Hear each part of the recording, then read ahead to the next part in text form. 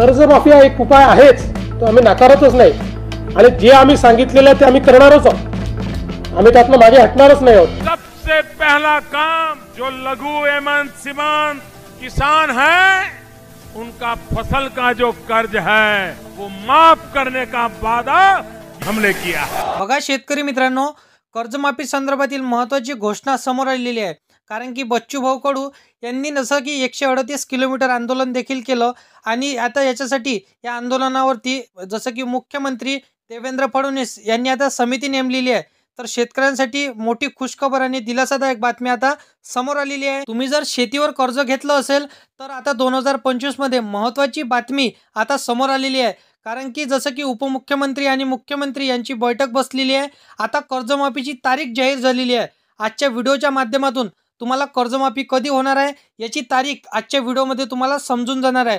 आता कुठल्या जिल्ह्यातून तुम्ही आपल्या व्हिडिओला बघता तर कमेंटमध्ये नक्की सांगा, कारण की आता समोर तुम्हाला कर्जमाफीची तारीख सांगितली जाणार आहे। आता बघा, चॅनलवरती तुम्ही पहिल्यांदा आला असाल तर आधी चॅनलला सबस्क्राईब करून साईडला दिलेल्या बेल नोटिफिकेशनला नक्की प्रेस करून ठेवा, जेणेकरून अशीच महत्त्वपूर्ण व्हिडिओची नोटिफिकेशन डेली तुम्हाला भेटत राहणार।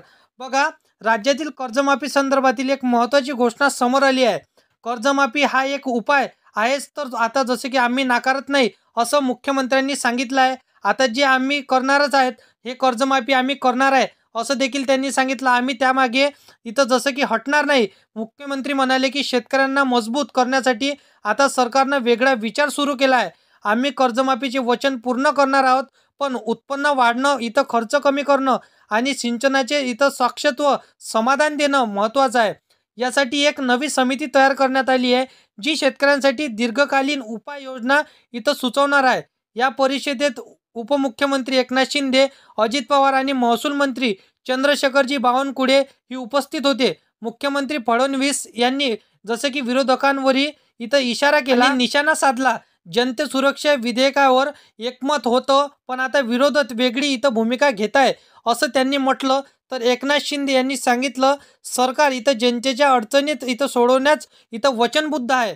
मग ते शेतकरी असोत की शिक्षण असोत किंवा सरकारी कर्मचारी असोत, इथं शेतकरी बांधवांनो, या पत्रकार परिषदेतून एक गोष्ट स्पष्ट झाली आहे, कर्जमाफीचं आश्वासन सरकार पूर्ण करणार आहे, पण त्याही जसे की पुढे जाऊन कायमस्वरूपी योजना आणण्यावर भर दिला जाणार आहे। नवीन समितीच्या शिफारशींवर लवकरच योजना तयार होणार आहे, म्हणून येत्या काही दिवसात शेतकऱ्यांची मोठी घोषणा होण्याची शक्यता आहे। मुख्यमंत्री देवेंद्र फडणवीस यांनी पत्रकार परिषदेत सांगितलं की कर्जमाफी हा तात्पुरता उपाय आहे, पण आम्ही दिलेलं आश्वासन पूर्ण करणारच आहोत। त्यांनी स्पष्ट केलं आहे की प्रत्येक 5 वर्षांनी फक्त कर्जमाफी देऊन शेतकऱ्यांचा प्रश्न सुटत नाही, त्यासाठी दीर्घकाळ इथं टिकण्याचा उपाय योजना गरजेचं कारण आहे। बघा, तुमच्या मते किती लाखापर्यंत कर्जमाफी झाली पाहिजे तर कमेंटमध्ये नक्की सांगा। आता बघा, तुम्ही शेती पिकासाठी जर का कर्ज घेतलं असेल तर इथं उपमुख्यमंत्री आहे मुख्यमंत्री यांनी स्पष्टपणे सांगितलेलं आहे की कर्जमाफी हे जसे की तात्पुरता विषय आहे, परंतु कर्जमाफी न करता इथं कर्जमाफी तर आम्ही करणारच आहोत, परंतु कर्जमाफी संदर्भातील शेतकऱ्यांना लोन घेता येईल असं देखील त्यांनी एक योजना काढण्याचा उपाय सांगितलेला आहे। तर तुम्हाला व्हिडिओमध्ये समजलंच असेल, शेतकऱ्यांसाठी महत्त्वाचा दिलासा आणि आश्वासन त्यांनी सांगितलेलं आहे। तर बघा, कर्जमाफीची आता इथं समित्या नेमलेल्याच आहे, तर लवकरच तारीख देखील जाहीर होणार आहे।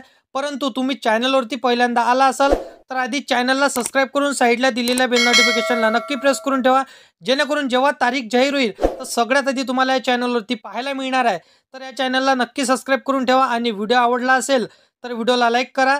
तुमच्या मित्रमैत्रिणींना, शेतकरी मित्रांना हा व्हिडिओ तुम्हाला नक्की शेअर करायचा आहे।